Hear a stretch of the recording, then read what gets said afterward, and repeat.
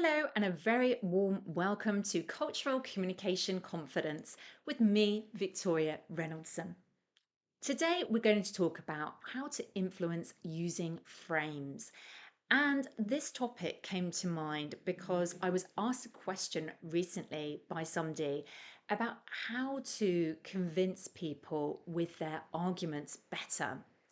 They had a specific recommendation that they needed to get support for, to get approval on, and they were struggling to get the support they needed to get that final approval. Now, I'm sure that whatever industry you're in, whatever your role is, that you are also experience moments and frustrations when you are needing to move things forward. You need to get support behind your ideas or recommendations, but it's not always easy. And so, what I want to share with you here today are my 6 frames, 6 ways to really think about how you influence in this kind of situation to help you get to a better result and hopefully the yes that you're looking for on your project, on the idea, or on the recommendation.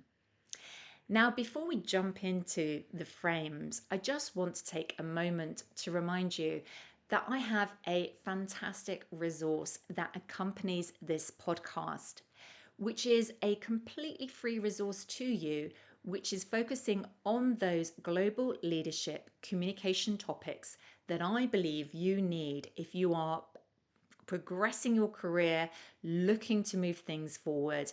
And this is exactly what you're needing if you're looking to step up in your career this year. Now, that resource you can access, as I say, completely for free.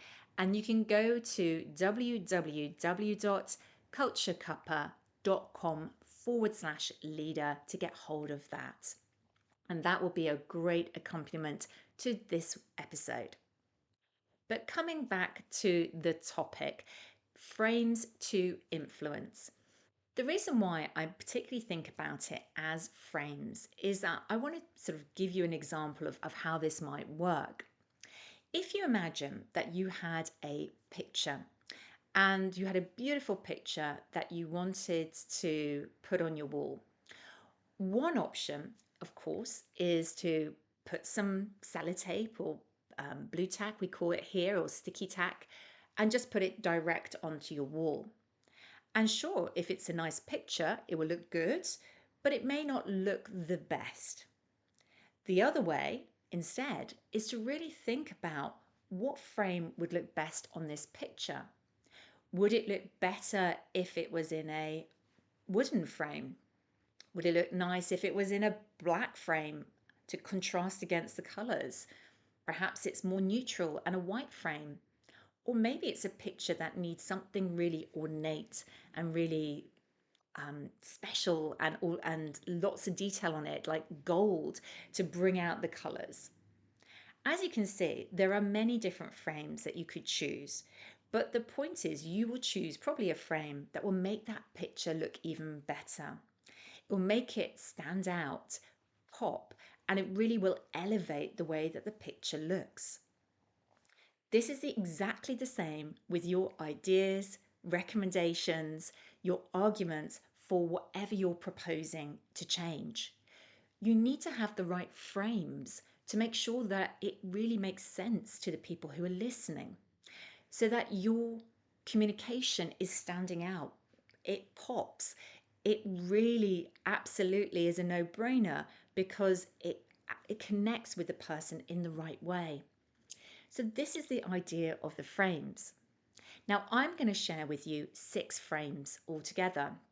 And my thought with this is that you don't necessarily need to use all of these simultaneously.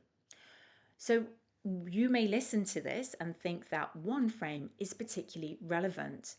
It might be in certain contexts you use 2 or 3 frames, but it probably is unlikely you would use all 6 at the same time.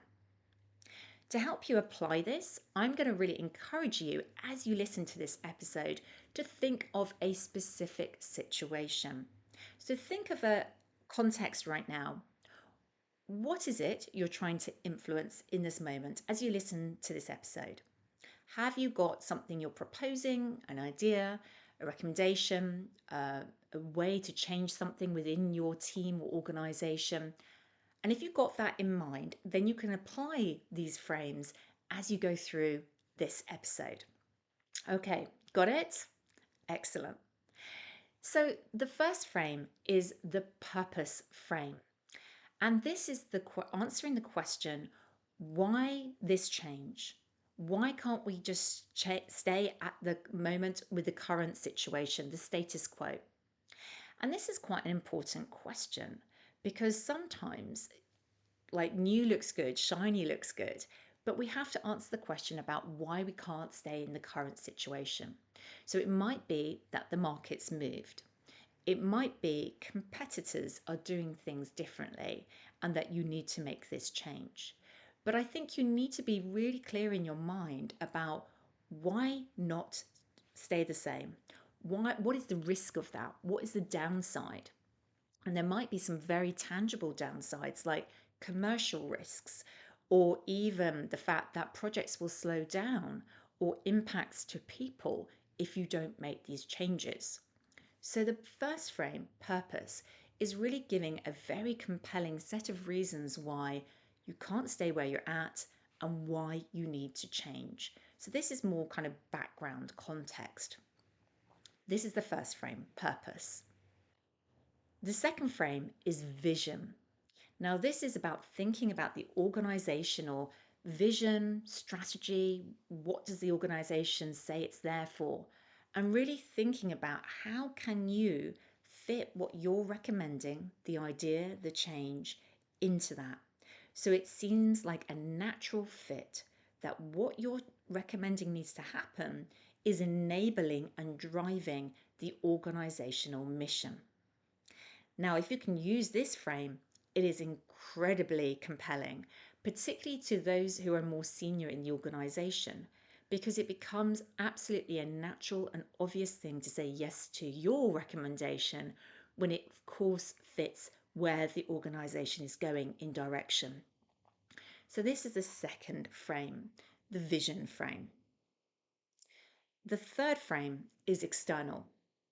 This is really thinking about more widely, what's happening in the market. So, what is happening from the best practice point of view? What are you suggesting that aligns with this best practice?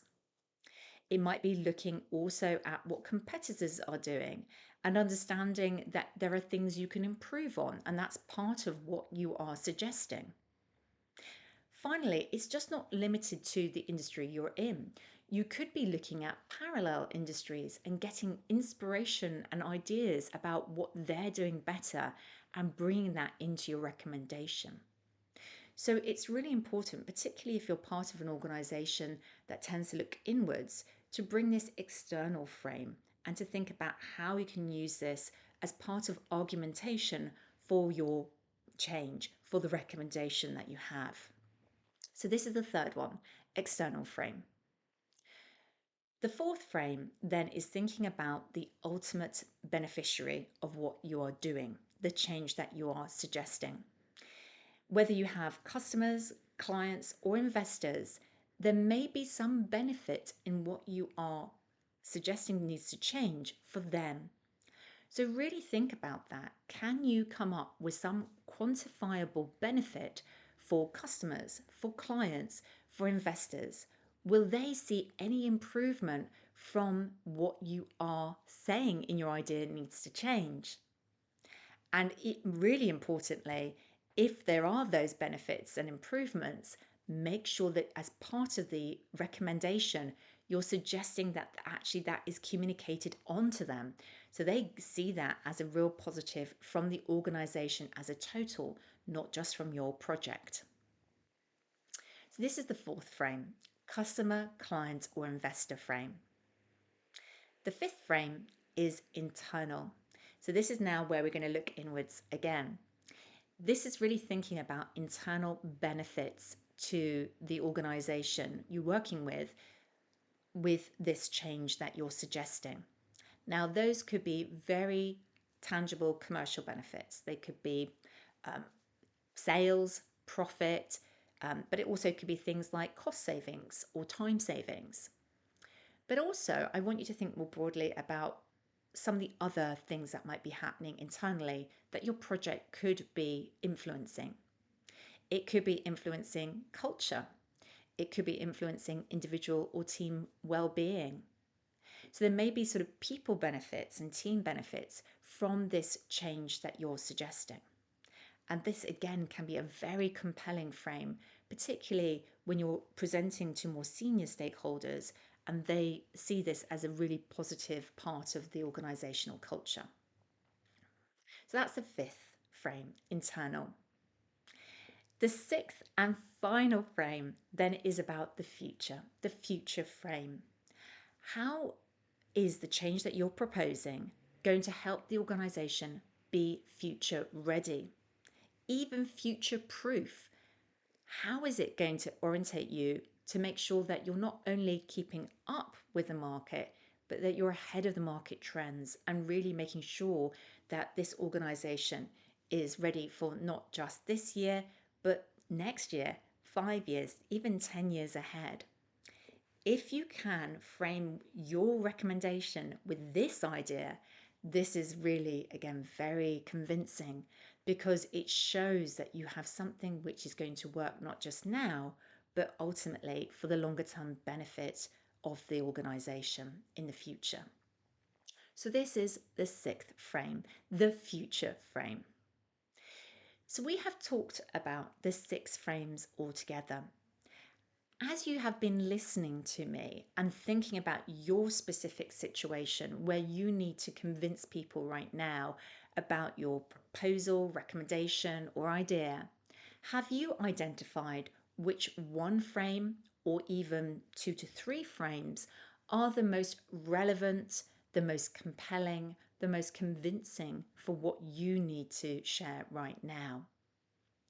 I really hope you have. And I would love for you to really think about this every time you have a major change coming up that you need to have a project around and you need to make suggestions and recommendations with. I think this is a really powerful way for you to connect with people outside your team, outside your department, and get people on board, aligned, and help them to realize what you're suggesting is a total no brainer. It's obvious and natural for them to say yes to because you've put it in the frame that makes sense to them.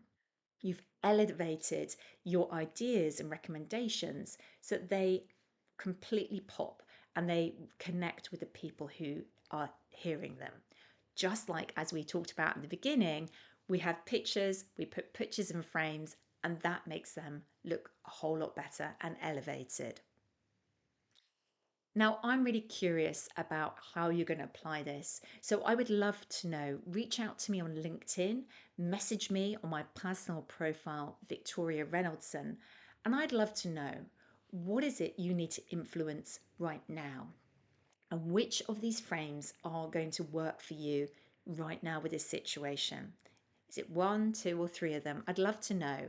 So why not message me over on LinkedIn and you can just write your situation briefly and then which are the 6 frames: purpose, vision, external, customer, clients, and investor, internal, and future. And don't forget, if you are somebody who's very committed to developing yourself in this area right now, I have a special resource that accompanies this podcast. Global Leader Impact is free to you and is covering 5 of the most important global leadership communication topics to help you with your development right now. To access that, just head over to www.culturecuppa.com/leader, and I'll put that link in the show notes. In the meantime, thank you so much for joining me here today. It's been brilliant to have you for this episode, and I look forward to seeing you next time on the show.